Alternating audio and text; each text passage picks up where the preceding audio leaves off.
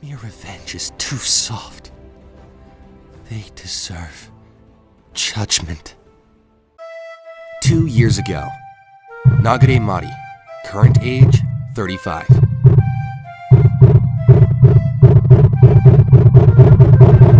Suddenly, a boy bursts through the door, cheerfully wishing his mom good morning and startling her.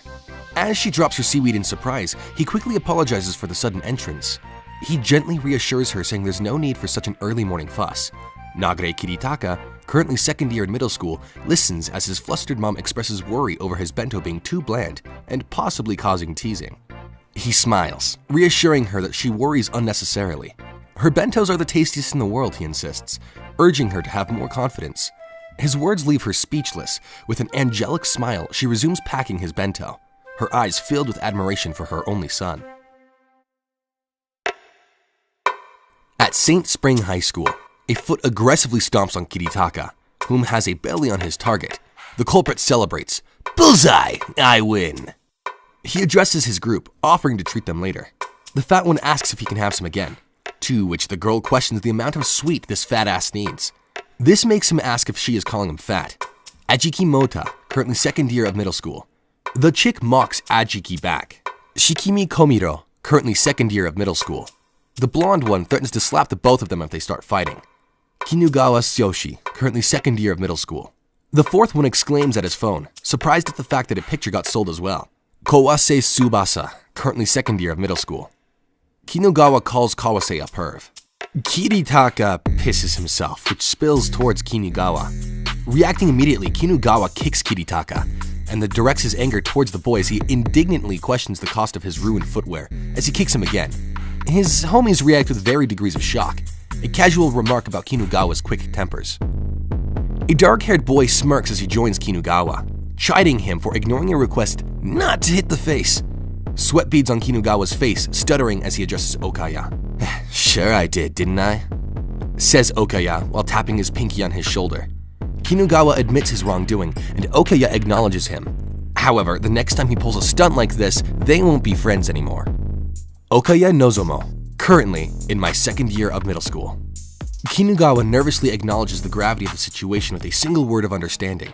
Okaya then notices something on the ground as he points out Kiritaka's bento box. He kicks it towards Kiritaka while making a comment about character bentos feeling dirty. He stomps on the bento ducky, stating that that's the best way of getting rid of them. Okaya offers the bento box, now swarming with cockroaches. Kiritaka's eyes widen with a concoction of surprise and disgust. Okaya presents some facts about the pest's breeding habits, conjuring a horrifying image of endless reproduction. Kiritaka repulsed, grasping at the truth of his situation. It's an invasion, relentless and personal. And it's just the beginning. Okaya menacingly towers over Kiritaka, offering a harrowing choice to become the mother of the scuttling pests. Panic sets in, eyes widen with fear. A tear-streaked face pleads for rescue through a phone screen. Desperation escalates as a horrified shout fills the air, rejecting the vile proposition. Meanwhile, Okaya's friends watch and record in amusement as Okaya shoves the eggs inside of Kiritaka's mouth.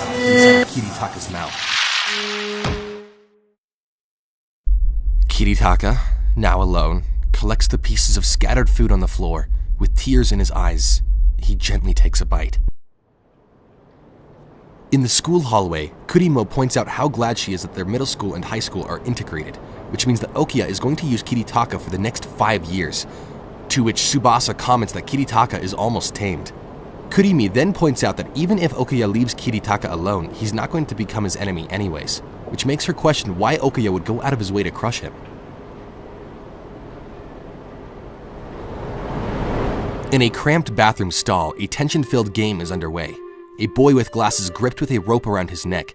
Ajiki exclaims that the person who gets the closest number to when he gives up will all get the sweets. Kinugawa threatens the boy that he'll eliminate him if he can't do it above 10 seconds. Kurimo throws some words of encouragement towards being alpha. Okaya then tells the boy not to make that face as he reminds him that they're just playing. Kinugawa shakes a quick moment with onright before the rope, sending the boy flying as he chokes. The boy shouts in defeat, pissing off Kinugawa, who points out the amount of effort putting into prepping up the game as he yells at him to try harder. Stop! Kiritaka suddenly barges in, ruining the game for the bullies.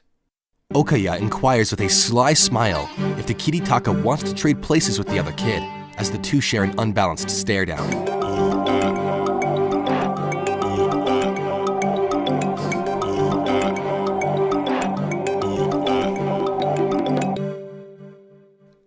Back to the present, Okaya simply states that it's because he doesn't like the look in Kiritaka's eyes.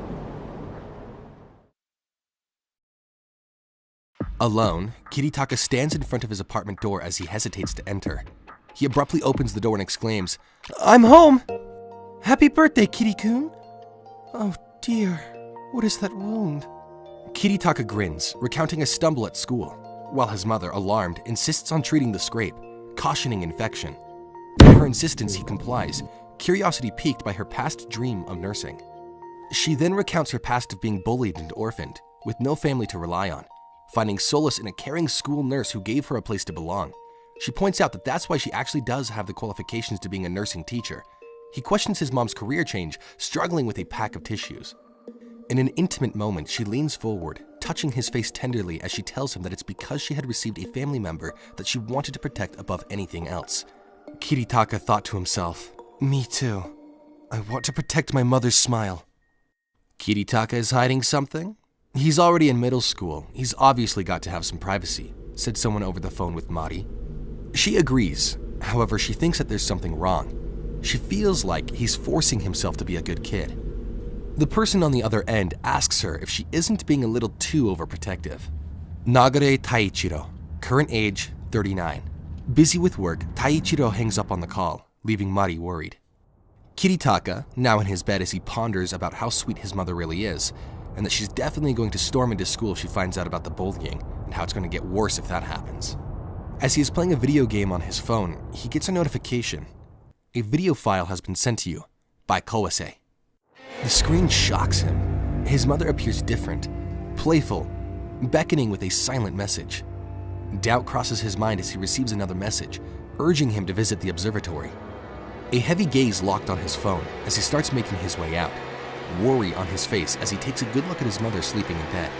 Her back to the world as he takes his leave, waking her up in the process. Kiritaka shows up to the observatory. Okaya points out how he had seen Kiritaka's mother when she was there during the class observation day. She looked so timid, he feels like he could mess with her at any time. The group laugh as they mock his mother one by one. Suddenly, fury erupts from Kiritaka as he screams for silence, unable to contain his anger. The collective laughter ceases when Okaya interjects with a calm, "Hey." He demands that he changes his expression. Kiritaka recoils, sweat glistening on his face. Eyes downcast, Okaya queries when Kiritaka will acknowledge his position. Kiritaka looks on, wide eyes and anxiousness as he falls to the ground. Okaya holds a phone, a sense of satisfaction with Kiritaka's behavior. He teases about sharing a video, phone screen aglow with a video of Kiritaka's naked mother, as he tells him that he should be the one spreading that video. Kiritaka, now defeated after seeing his own mother in a way that no son should ever. Okaya, annoyed, makes the request that if Kiritaka jumps off the cliff, he'll delete the video for him. Confused, he asks if he won't die. Okaya reassures him that he'll just get a few broken bones from that height, extending a hand to Kiritaka, urging him to, "Go ahead, jump." He suggests that he leaves his shoes there, letting him know that he wants to go down the mountains with him later.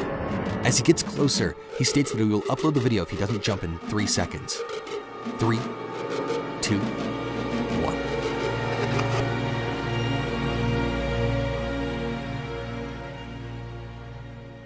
On a map app, Mari is looking for Kiritaka.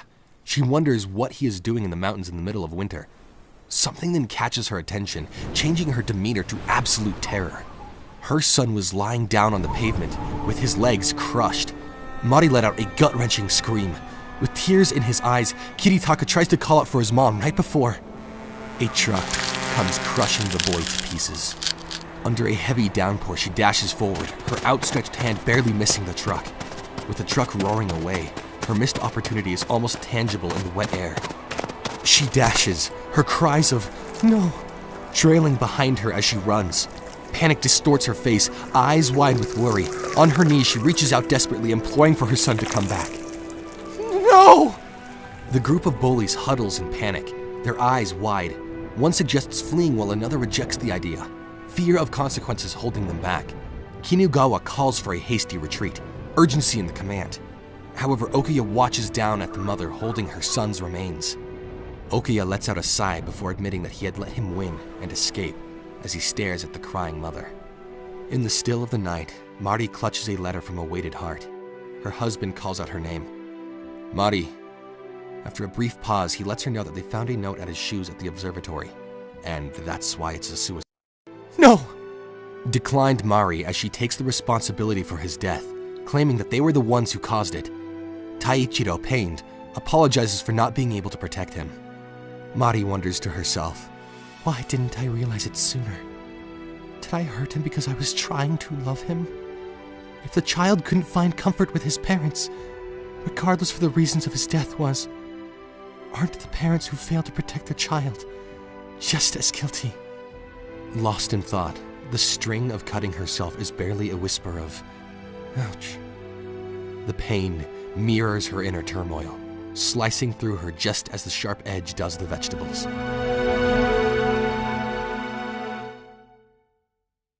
In Kiritaka's room, Mari is going through his stuff. She discovers his diary, her curiosity piqued. She wonders to herself if it belongs to Kiri-kun. Eyes wide with shock, she pauses while reading the diary. June 5th.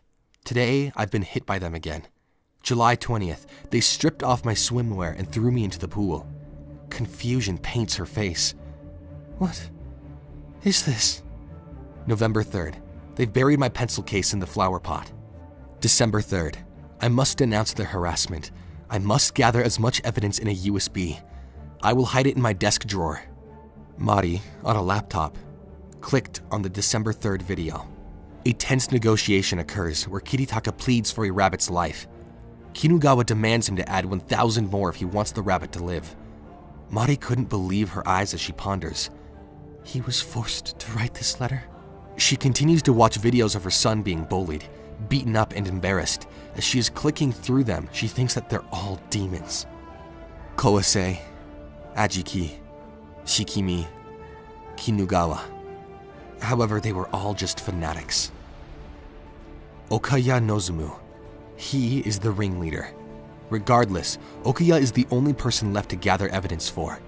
Kiritaka's final wish was that the bullying would stop soon, not wanting his mom to be worried about him anymore. I must get my revenge.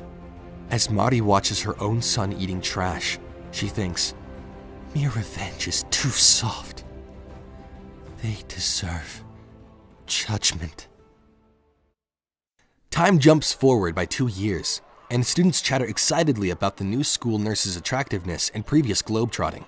They gossip, one student sharing an experience of unexpected kindness when confiding in her. Another student is in disbelief, unable to fathom a similar encounter with the former nurse. The new nurse's allure even earns her a divine nickname, reflecting her impact on the students, who now prefer her company over their homeroom teachers. The Maria of the nurse office. A girl blurts out a personal question to Maria, who is caught off guard, her glass of water halfway to her lips. Maria tries to avoid addressing the topic, but the girl says that she can only talk to her about this. A young boy chimes in playfully, feigning illness to engage their teacher's attention. Maria reaches out her hand and pats the startled young boy on the head. As she looks up, puzzled, questioning the intention. A concern for the well-being of the petted individual is voiced, suggesting rest. Behind them, the girl tries to draw attention to their own question, only to be briskly dismissed. Okuya momentarily captures the doorway's frame, politely requesting a chat with Maria, the girl behind flustered at Okuya's presence. Maria smiles warmly, ensuring Okuya that his request is accepted. He responds with gratitude. The virgin student peeks in, uncertain if she should leave them be, and Okuya reassures her that her presence is not a bother. She hesitated a moment before accepting, nerves visible in her clenched fist and puffed cheeks. Maria then asks him, "So what's the issue?" He leans casually against the nurse's desk, holding some rolled up papers. Okuya, a student council member, holds a poster advocating for supportive bully-free school environments. He suggested displaying it in the infirmary. She tells him that he can place it on the entrance door so that everyone can see it. He then thanks her and carefully hangs the poster. Maria calls Okuya admirable and points out his passion about the student council activities. With a confident grin, he deflects praise about his dedication to student council tasks, claiming it's purely for enjoyment. However, she has an addition she wants to make. The fact that he is aiming to be a psychiatrist like his father, a job that saves the hearts of others. Isn't that admirable? He confirms wanting to follow into his father's footsteps, commenting that the scars of the heart aren't visible after all. Maria calls him kind and wonders if he takes after his mother in that aspect. Having heard her referring to Okuya as Nozumu, he laughed in embarrassment, as he pointed out that she knows him really well. A knowing smile graces Maria's face. She's privy to the infirmary's secrets. 2 years ago, the first person I've murdered was Nagare Mari. I started off by divorcing my husband, cutting off contact with my workplace and friends. I've reverted back to my maiden name in court. I've gotten full body plastic surgery to completely change my appearance. Infiltrating the school was the easiest step of them all. Mastering one art opens the path to all. A man looks intently at the woman behind his desk, who is visibly struggling. He grabs her by the hair to position himself properly for the Heimlich maneuver. Smirking confidently, the man with glasses urges her to comply.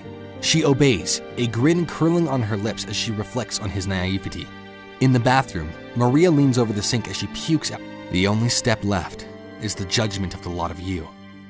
Elsewhere, a young girl wearing glasses apologizes for not being able to work at her part-time job because of cram school.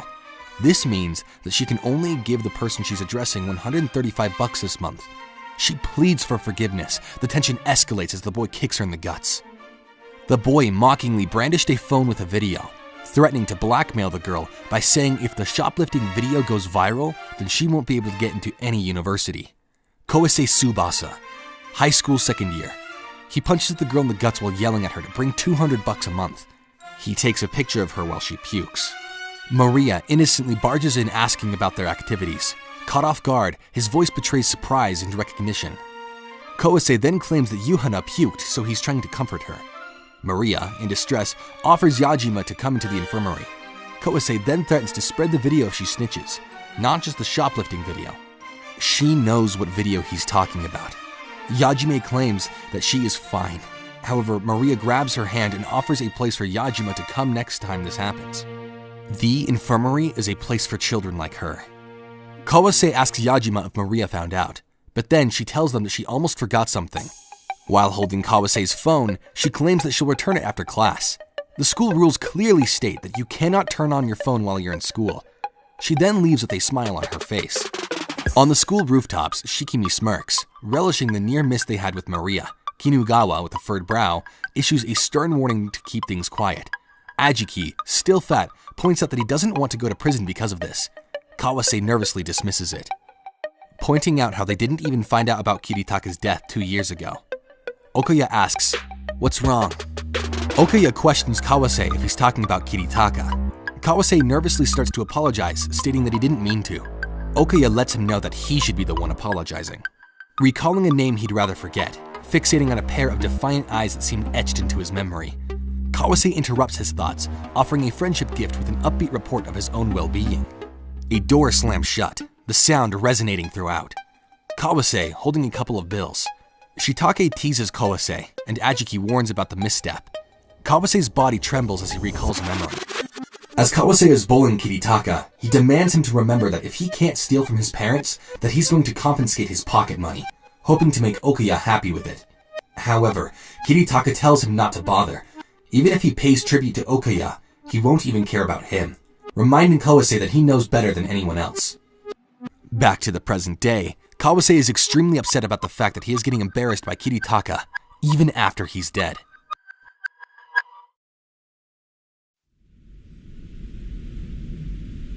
An unlocked phone screen lays next to a laptop.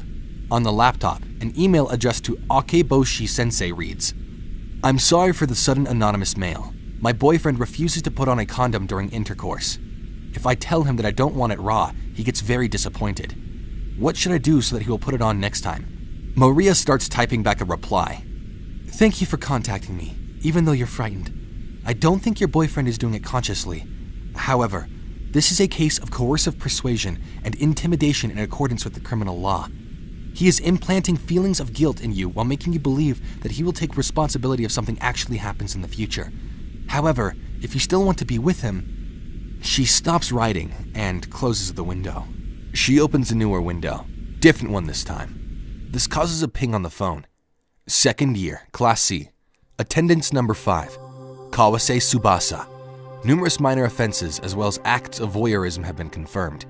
A criminal that takes sexually explicit shots of individuals to be used as blackmailing material to conduct extortion. He only targets quiet and docile female students who don't seem like they would retaliate. A vile and cowardly demon. Maria, as she watches the video, she recalls Kawase's words. "You don't want me spreading the shoplifting video now, do you?" She pictures her own son crying. She stops for a moment, then goes right back to typing. After a while, she finally finishes typing. She undresses herself and drops on the floor. In a room filled with memories, Maria mourns her dead child. She pictures herself holding him in her arms. She whispers his name with a heartfelt softness. Clutching a framed picture of Kiritaka to her chest, she's made a promise, a determined whisper to give her all. Kawase is in his room, counting his money. He thinks about how Yajime brings him more money every time he messes with her. Then, he receives a notification on his phone. He reaches out in wonder. Who's this? What time do they think it is? An explicit video on Kawase pleasing himself. I'm always watching you. Kawase is leaping powerfully as he wonders, who is it? A girl with long hair is taking pictures with another one with short hair, points excitedly. Look, it's really in full bloom. The girl with long hair replies, it's almost time for them to wither. I'll take a few pictures as well.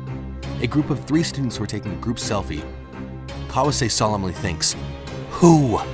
He is wondering, who was the one who took my video? 2 videos were sent to me yesterday. The masturbation video that was taken by hacking my phone camera, and a video of Nagare Kiritaka that was supposedly deleted 2 years ago. A blackmailing text that was sent along with the videos. A text message was sent to Kawase. If you don't want these uploaded, prepare 3 million yen, which is about 21,000 US dollars. He thinks, there's no way I can pay 3 million yen. I've already used up most of the money I've earned. But if I don't pay up, my life will be fucking over. A student asks his friend if he wants to go to the game center after class. His friend agrees, suggesting that they meet up in front of the school gate after class. Meanwhile, a girl is taking pictures thinking that the Sakuras here are really pretty as well. Kawase ponders, that's not all.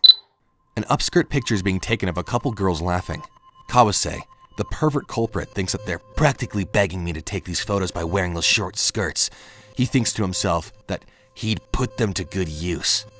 As he sends the picture to an anonymous person, that person replies, it's another masterpiece this time. Is it possible to request elementary school girls next time? I'll pay 30,000 yen for it. Kawase types back, it's possible since we have an elementary school section as well. Kawase, with a panicked expression, sweats profusely as Okiya leans forward, snatching his phone away from him, telling him, you're not allowed to use phones in school.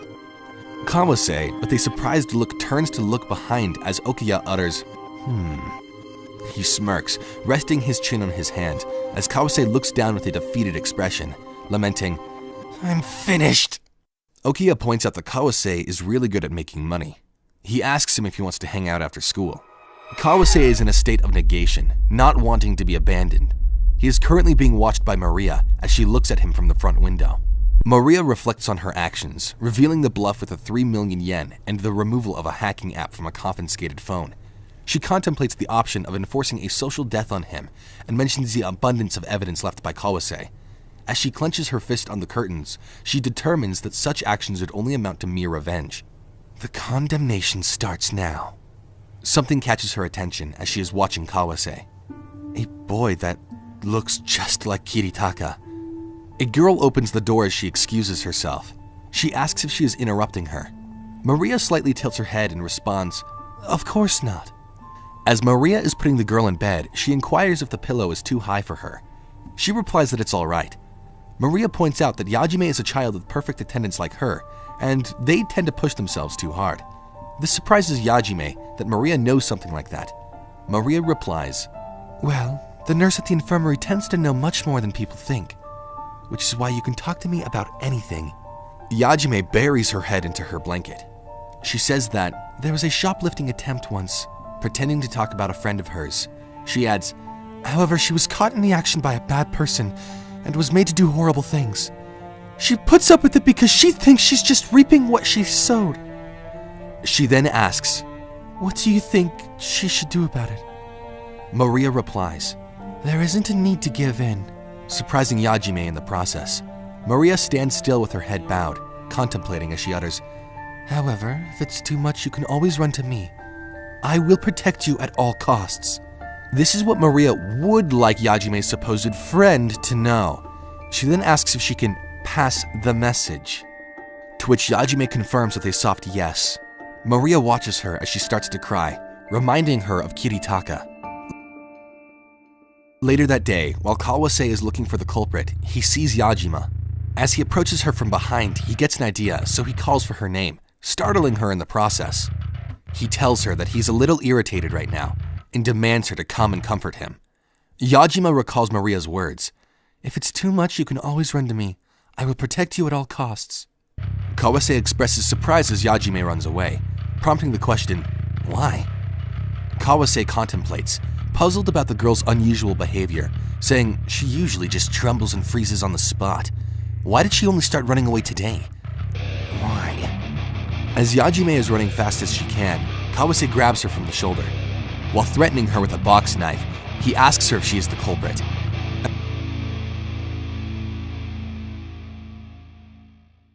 At Kawase's residence, water splashes can be heard, as Kawase himself is shouting. While gripping a phone, he shouts, "Why aren't my videos on your phone?" Yajime replies that she's been trying to tell him that she doesn't know anything. Kawase states that she's the only one who hates him this much, as she shouts, "Where is my video?" A crying Yajime pleads, declaring, "I've been telling you I don't know anything," upsetting Kawase, making him recoil. He retorts with, "What the fuck is wrong with you? Do you want me to spread the sexy video in addition to the shoplifting video as well?" She shouts back, "If you want to upload it, go ahead. I will tell everyone what you did to me in return." Kawase, with a shocked expression, asks, "Are you trying to expose yourself? How stupid are you, woman?" While showing her the phone, he pushes her, reminding her of her further studies, her employment. They'll all be gone with just the video. He asks if she isn't scared. Yajime is kneeling with her head down and states, "I am.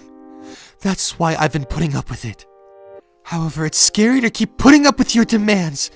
She pleads with Kawase to get out of her life. In a fit of anger, Kawase starts drowning Yajime, demanding her to shut up. As Kawase keeps on going, he starts recalling a memory of Okiya calmly saying, "If you went back to how you were, I can go back to how things were before as well." Kawase shouts at Yajime to go back to what she was like before. Yajime, as she's being drowned, cries out for help from Maria. Kawase gets yoinked out of the room, finding Maria clutching his neck tightly. She gives him a look of disgust as she injects him with an unknown substance. Yajima gets her head out of the bathwater, coughing twice. She looks to the side, then behind her, to only find darkness. Kawase wakes up, water dripping from his face, and wonders, "What? I was just dreaming?" Followed by a cough. He laughs, then guesses that that must be it. Yajime would never go against him like that, and Maria would never make such a scary face, too. A cleaver swings out of nowhere, terrifying Kawase. He glances and sees a woman with long, black hair. "Welcome to the penitentiary, second year, Class C. Kawase Tsubaki-kun." Kawase is looking from indoors towards a window and calls out Maria. Water then starts dropping down, confusing the boy, as he can't believe the situation that he's in. The start and the beginning of the condemnation. It's time to begin. Hell on both sides of the door. Kawase, with an unsure expression, slightly frowning and tilting his head, asks, "Is this some kind of prank? Someone asked you to do this, right? Even if you're nice to everyone, you shouldn't have accepted the request to do something like this." Maria, with a serious expression, appears calm and collected, not replying back. Kawase comes to the realization that this isn't it. This woman is serious. Maria declares, "This is a punishment." To which Kawase questions, "Why punishment?" Maria accuses him with You have stolen something important from other people.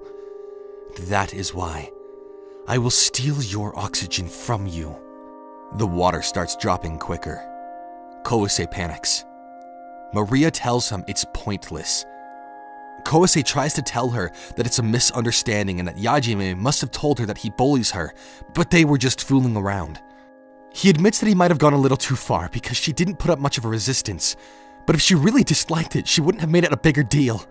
And that it's evidence that she didn't fight back because it's not such a big deal. Maria kicks his cage. She demands him to shut his mouth. After a brief stare down, she points out that regardless which is a penitentiary, there is a path for his redemption. She points out his cuffs, stating, "The greatest crime you've ever committed. By entering the number that represents it, you will be set free." He can just escape from the ceiling after that. However, if he's a fool and can't even manage that, he must offer his blood as penance for his sins. He quickly starts to put numbers on the cuffs, demanding to not be messed with, as these choices don't make sense to him. He thinks that she has no intention of letting him choose in the first place. He wonders what his greatest sin is. Underage explicit movies? Blackmailing? He wonders what she even means by the number that represents it. He assumes that he must try every single combination until he understands it. 0001, 0002, 000. In a fit of rage, he slams the water, shouting, "There's no time for something like that!" as he stands in rising water, expressing surprise that the water is already at their hips. In a panicked tone, he gives apologies to Maria multiple times and pleads for help. Maria gives him the coldest look ever, frightening him. Kosei, covering his face with his hand and crying, saying, "It's unreasonable!" and, "This is too horrible!" Recalling his friends, pleading, "Everyone, please help me.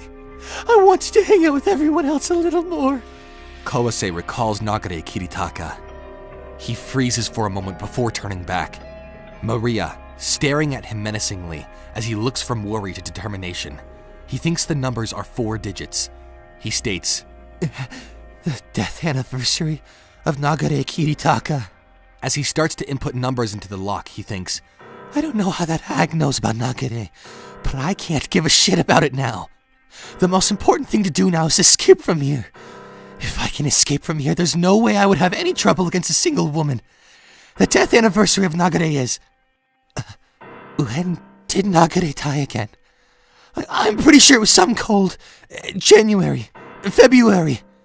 In anger, he shouts Nagare's name, wishing that he could have died on some kind of holiday as he is drowning. He tries to hang on, looking at the cleaver from earlier while Maria watches. She smiles, terrifying him. He looks at the cleaver again. After all hopes have been cut off, the next thing to be cut off is... As Kosei is trying to chop his own hand off, he screams and screams. But the coward isn't able to cut off his own hand. He tells Maria that he doesn't know the date of Nagare's death. Maria draws to the simple conclusion, "I guess you'll have to die then." Kosei starts to drown, his eyes locked on his hand. He wonders, "I'm going to die." He uses the cleaver to chop off his own hand as he thinks that there is no way he is going to die. As he is slicing his hand off, he thinks that he is a person acknowledged by Okaya, not being able to afford to die there, wanting to go to university and enjoy his life, wanting to earn a bunch of money from stupid girls and becoming filthy rich, destined to have a good life. He stops slicing upon realizing that the bone is hard.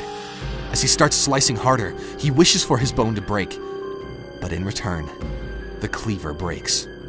Kosei's vision starts to fade as he recalls Maria labeling her a devil. Some time later, Kosei's case is empty of water and covered in blood. Maria opens the door and unlocks his hand. She states that his greatest sin wasn't driving that boy to his death. It was the fact that he was born. Maria sits down as she watches Kosei's body burn. Her expression is one of exhaustion. Behind her, a bunch of bloody tools and a gas tank. While watching the flames, a memory of her from her past sparks. Maria shivers. She takes deep breaths and coughs, sobbing at her past memories.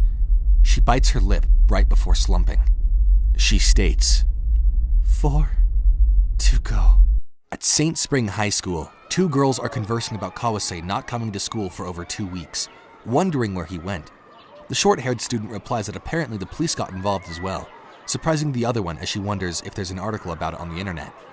On someone's phone, they tried to call Kawase, but were getting no answers.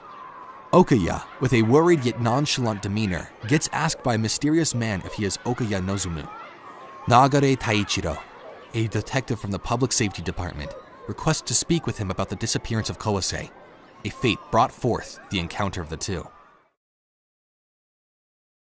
The detective informs Okaya that the school had also mentioned that there wasn't anything unusual going on with Kawase, to which Okaya replies, "This is also why we have no idea where he suddenly went." Okaya bows, pleading with the detective to help him find Kawase. The detective reassures him, stating that that's his job anyways. He adds that they were the classmates of his son, which is why he can't see this as just another case. Okaya inquires about the name of the detective's son, Nagare Kiritaka. Okaya, with a gentle look in his eyes and a slight frown pictured from the chest up, he says, "This was truly an unfortunate incident." The detective, taken aback, compliments Okaya by calling him really kind. Happy to have his son being remembered, he holds his hands close to his chest and says that after divorcing his wife, he never managed to have a conversation about him anymore. At a restaurant, Shikimi complains that Okaya is not coming, while the chubby one complains about the fries. Kinugawa complains about the two of them, and he asks them about what happened with Kawase. Shikimi doesn't give a single crap about him, calling him creepy. She asks Kinugawa to forget about him, and asks him to think about the good birthday presents for Okaya. Kinugawa, pissed off, reminds Shikimi that Kawase is their friend. Shikimi nonchalantly tells him that there is no need to get pissed off, calling him annoying. Shikimi gets a notification on her phone. She gets up and leaves. Kinugawa asks where she is going, and she replies, at a hotel, Shikimi is sitting intimately with a grown man. He informs her that this is the first time that he's gotten matches with such a kind and pretty girl, and that's why when he first got matches with her, he thought she was just another bad girl. She teases him, calling him mean and asking if she really is a good girl. He confirms, pointing out that she doesn't order the most expensive menu during meals, or fiddle with her smartphone when they talk. In surprise, she asks if there really are crappy women like that, and she suggests to him that he should have just walked out on them. He smiles and compliments her kindness.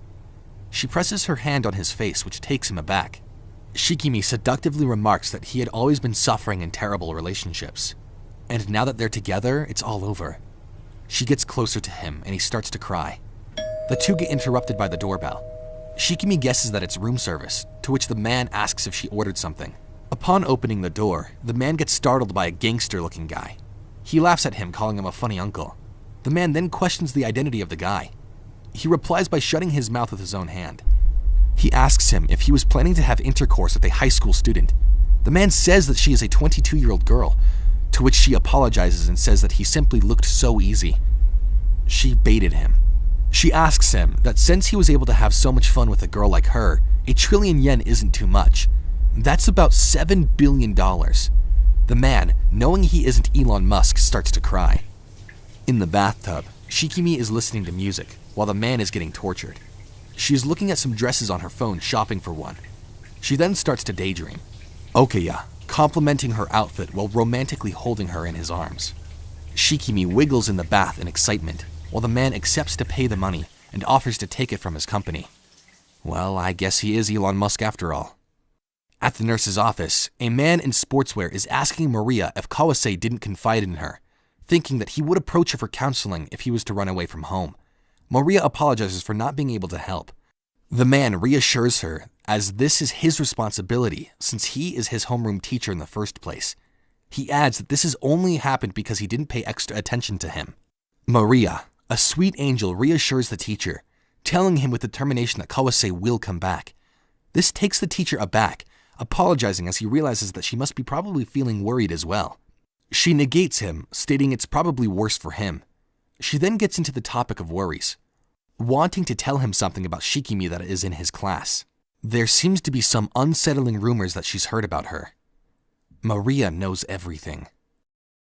Shikimi, visibly upset, approaches Kinugawa, who asks her, "What's wrong?"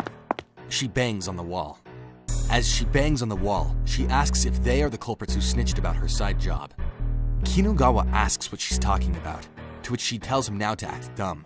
Her homeroom teacher called her out on it, telling her that someone saw her walking with a man in the Love Street Hotel, while she was trying to innocently deny the accusations.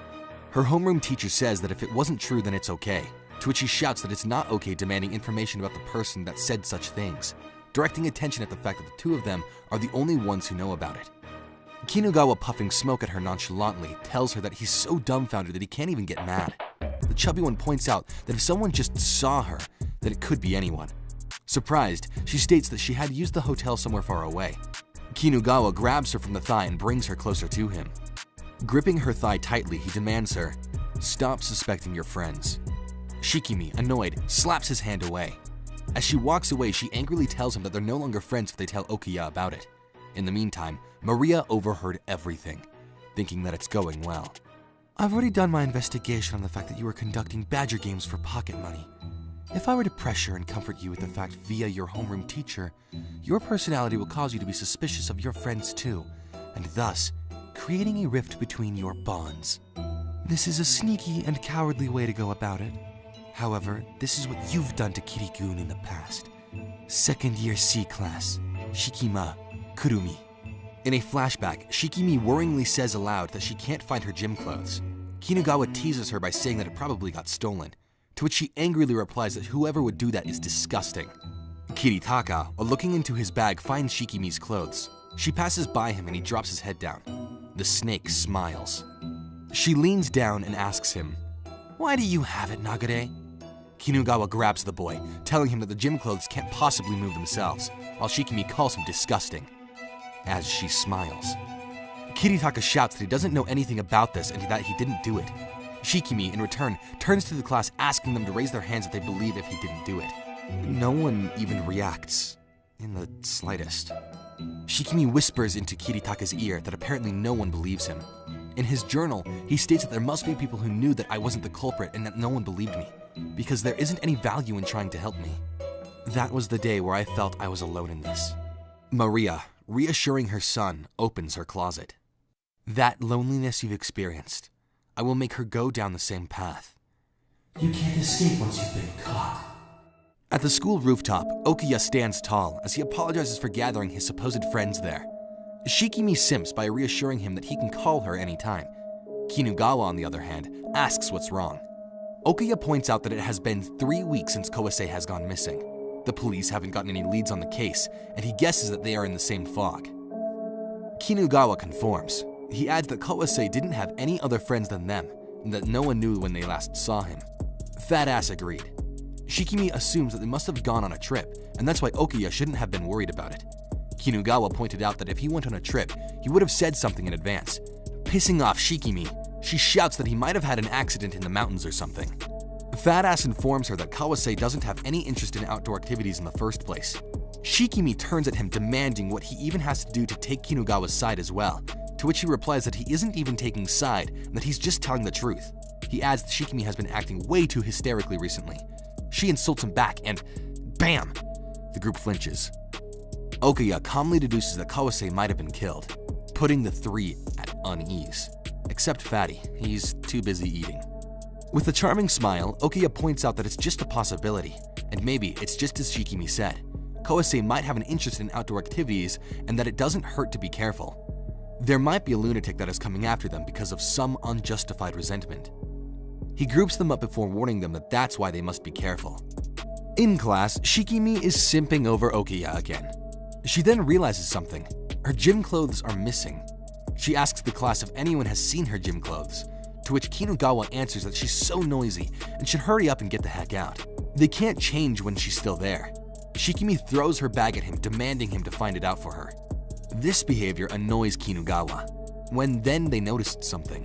Shikimi's gym shirt on the ground. Upon seeing it, she gets disgusted by it.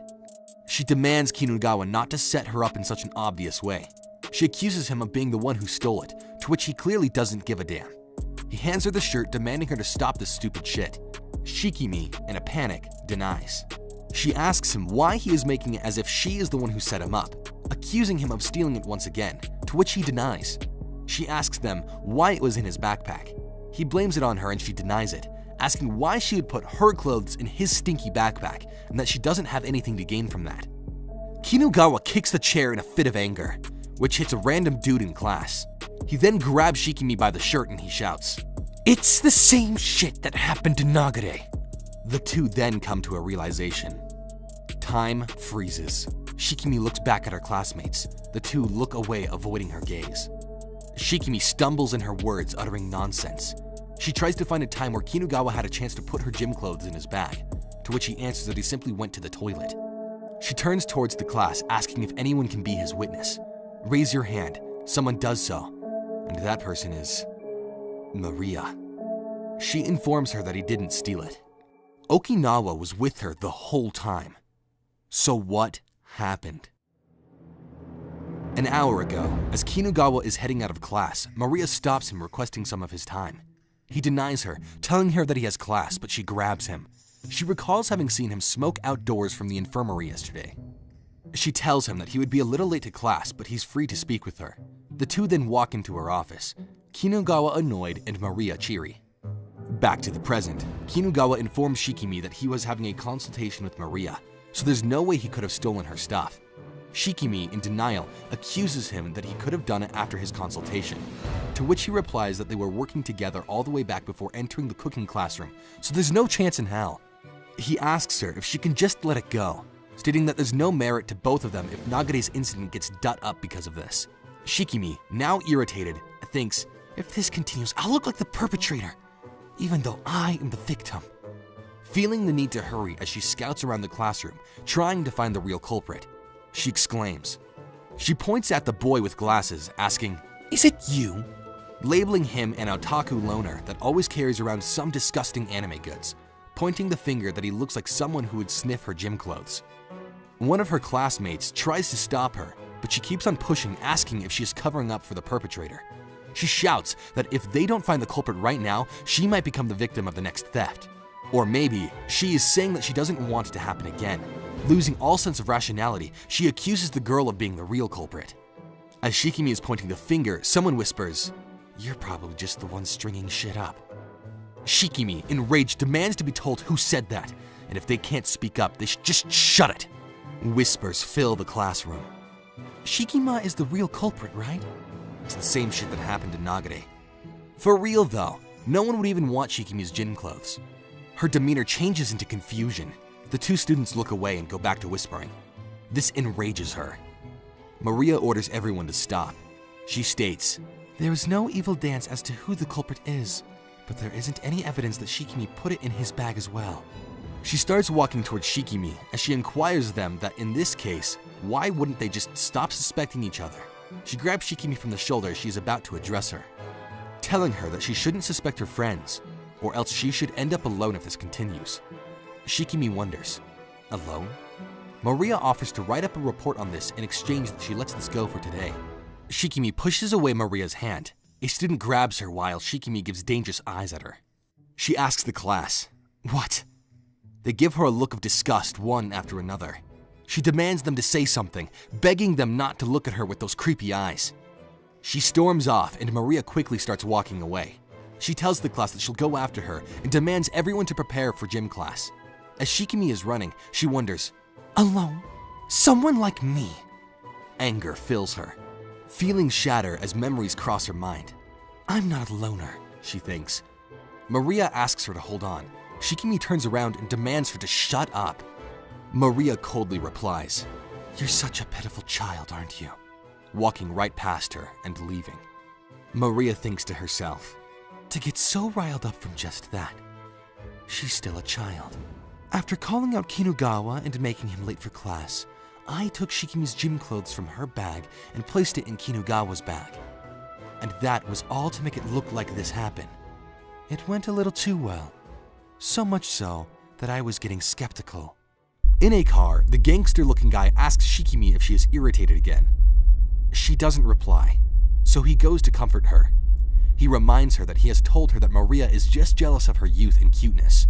She shyly agrees. He then recalls that there is another uncle he wants her to bait. She denies, telling him that she isn't in the mood. He begs her, not being able to ask anyone but a cute high schooler like her to help him with this. Such a pitiful child. Shikimi understands and agrees to do it. However, she desires something in exchange: to punish Maria for her. The school principal is raising a toast, thanking the teachers for their hard work in spring. He announces that they will be heading towards the rainy season, but insists that they all work hard until summer break. And with that all said, cheers. That one teacher seems a little upset though. Maria approaches him, offering a drink. The man blushes at her charm.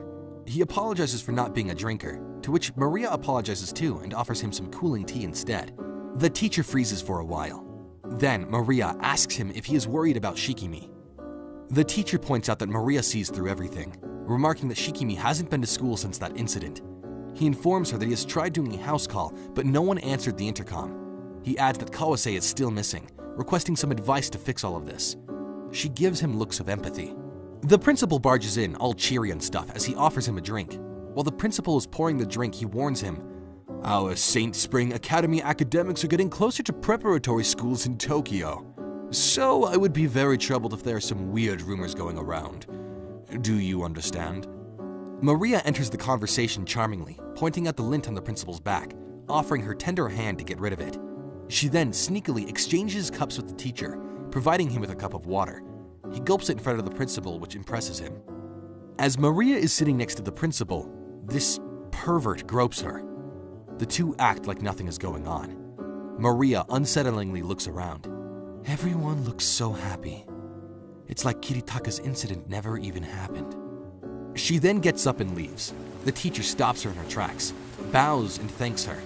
She bows back, turns and leaves as she slightly grips her umbrella. Maria thinks to herself, "Please don't thank me. I'm not the person you think I am." As she is walking home, she hears a car in the darkness. She starts walking faster, and so does the car. She walks even faster. A clanking noise catches her attention. The person asks her if she is Maria. The gangster-looking dude was accompanied by a couple of men. The main guy informs her that he had heard she was a hag, but she looks so much prettier than in her photos. She asks, "Who are you?" He ignores her and points out her bust. He asks for her size, or if they are fake. She turns away and leaves. A bald man blocks her way. The main guy informs her that he knows she has a day off tomorrow, and offers to enjoy her day off with them. Maria reaches into her bag and zaps the bald one. This catches them off guard, as Maria starts to run away. He sighs and annoyingly states that this is because he was just being a nice guy, and she thinks she's all that. "Catch her!" he shouted. The two dash towards her, and she turns heading into the alleyway. One of the guys follows her, while the other one suggests him not to go alone. The guys find her bag on the floor. He laughs and thinks that she is desperate. Maria catches him by surprise and tases him. His friend flinches, and he goes in to check on him. He gets informed that she had run away, until she appears tasing him on the neck, knocking him out. She slips her taser back into her bag as she runs away. Behind her, he swings his back. Their eyes meet for a moment. He hits her on the arm and sends her flying onto the ground. He then comes closer to rub his bat on her. He slides it into her shirt. He tells her that he really hates people who show their fangs at him. He leans down to ask her the size. The interrogation from hell. Shikimi is texting the gangster, who has sent her a text letting her know that he went to punish Maria. Shikimi asks him if he is done yet. 5 minutes later, she calls him and he doesn't pick up. She gets annoyed. She wants him to hurry up and respond to her. No news is good news? She thinks, well, I guess it means that he's messing up Maria right now. She hears footsteps. Annoyed, she asks if her mom is home. She peeks her head out into the hallway and reminds her that he has told her to do the laundry before she went out. Something she sees startles her. Nobody is there, and the door is unlocked. Confused, she dashes in wondering if she had forgotten to lock the door. Maria appears behind her. Somewhere, Shikimi is tied with her mouth shut. She is instructed not to move. Maria adds that she doubts that she would be able to do so drugged. Shikimi tries to resist, while Maria smiles maniacally. Let's get this started then. She said, "Second year class C, Shikimi Kumiru." Maria takes off Shikimi's mouth cover. The girl instantly starts spewing out insults in the most vile and animalistic manners. In response, Maria takes out a knife and starts slicing the rope. Shikimi realizes and begs her to stop. In return, Maria calls out her name, telling her to shut up. Shikimi shuts up and Maria reassures her that she won't die even if she falls. However, this place is deep in the mountains far from any civilization. So, if she falls, she would land at the bottom of the cold, insect-infested well, and probably would have to spend her whole life there, alone. Shikimi starts to cry. Maria notices and stops slicing. She brings her back to the topic at hand. First, about those men sent by Shikimi. Maria admits that she was surprised at how easy they were as she recalls their interaction with their leader. Maria tells their leader that they're going to catch a cold if they stay there, and as he is about to say something, she goes in for a kiss. The man is seduced and falls right into the ground. Maria informs him that there is a love hotel that went out of business nearby, and offers to head there so that they can take their time with this. She thinks that he has something that he has to tell her as well. Back to the present. Shikimi is confused as Maria is telling her what happened, how the leader had just told her about the little prank she was going to play on her, calling him a low-value man. She guesses that this is why they say birds of the same feather flock together. Shikimi snaps as she insults Maria, who nonchalantly brings Kawase to the conversation, comparing the two with their lack of inkling of their own sins.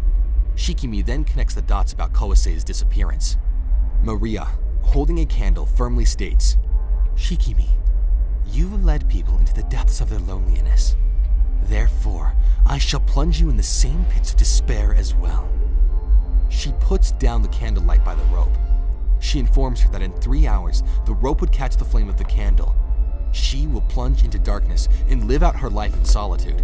However, just like Kawase, she is granted a chance at repentance. She is allowed to contact a single person and tell them a single sentence. However, she isn't allowed to call for help, nor allowed to tell them about the circumstance. She is to act as normal as possible.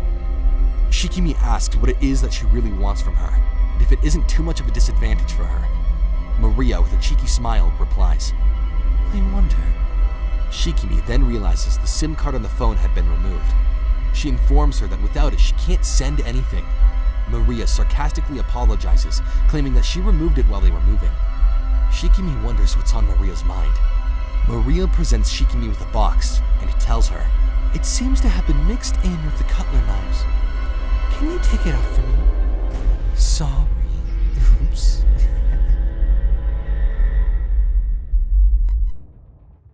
Shikimi, now presented with the box, gets asked by Maria if she isn't going to take the SIM card, reminding her that if she doesn't contact her friends soon, the rope will start to burn and she is going to fall.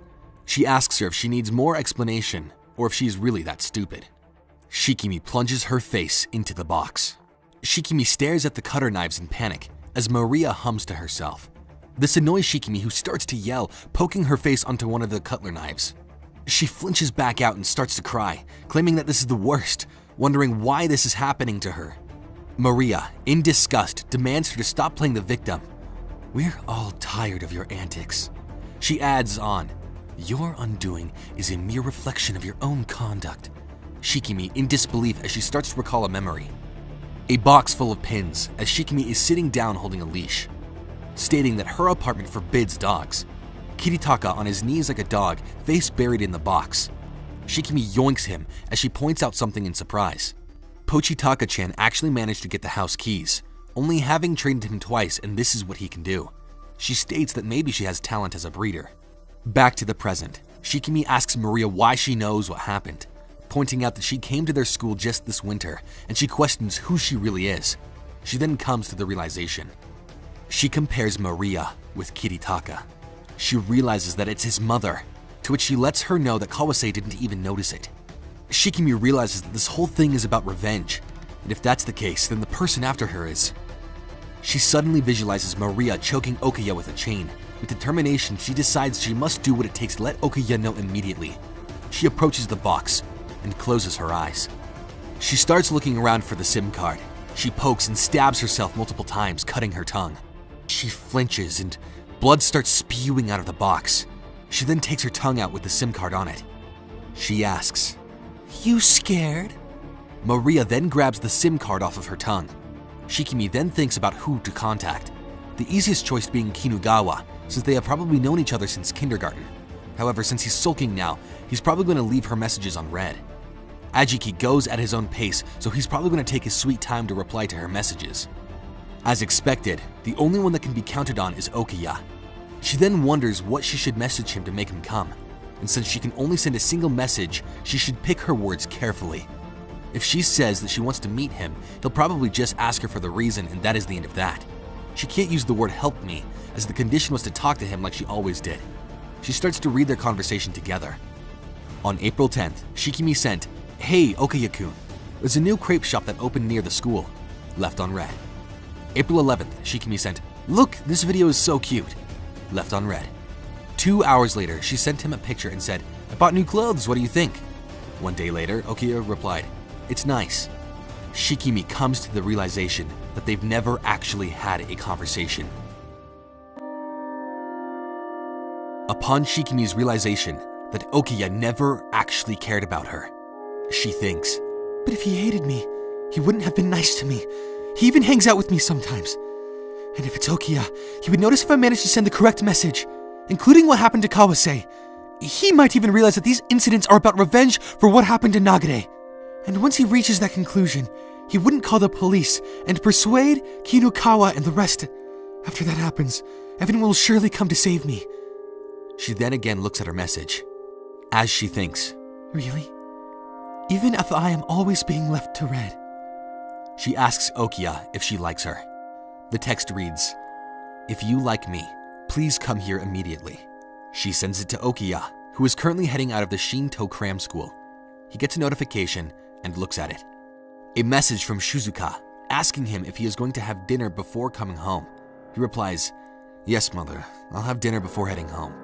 Maria asks Shikimi why she didn't choose Okiya. She questions her furthermore, asking if she would actually rather die than realize that he doesn't like her.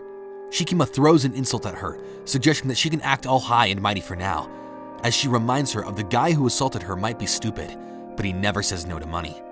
The message reads, "I am honey trapping a rich uncle on a drive date. Come now." He replies, "Do what you want, you ugly bitch. Don't even show your face around me again."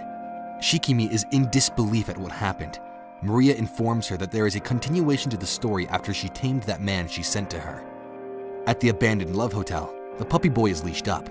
Maria asks him if it felt good, Ijima, to which he wonders how she even knows his name. She then shows him a phone. On Twitter, or X now I guess, Shikimi tweeted, "I got so little for my part-time work today. Ijima is so stingy," accompanied with a picture of him beating someone up. Maria asks him if it's scary. Children these days just tweet about everything. We find out that Maria had made up that account to impersonate her, though Ijima seems to believe it. Although she wanted to come in contact with him another way, thanks to Shikimi, her plans moved forward. Shikimi claims that that's cheating, questioning the reason behind these actions, to which Maria replies that it's because she knows she's a selfish liar. Compared to her friends, she believes in ties that are connected via profit. Since she's always been using lies to manipulate everyone, she doesn't believe in anyone, and no one believes in her. Maria leans closer to ask her, "Have you finally realized? You're the one who's been making yourself the loner." Shikimi tells her to go and die, her demeanor of a witch as she insults Maria, stating that she has no chance of killing Okiya and that she'll soon be where Nagare is. Mother and son, both a mess. Maria thanks her for being the devil that she is. The rope takes fire and breaks. Shikimi falls down.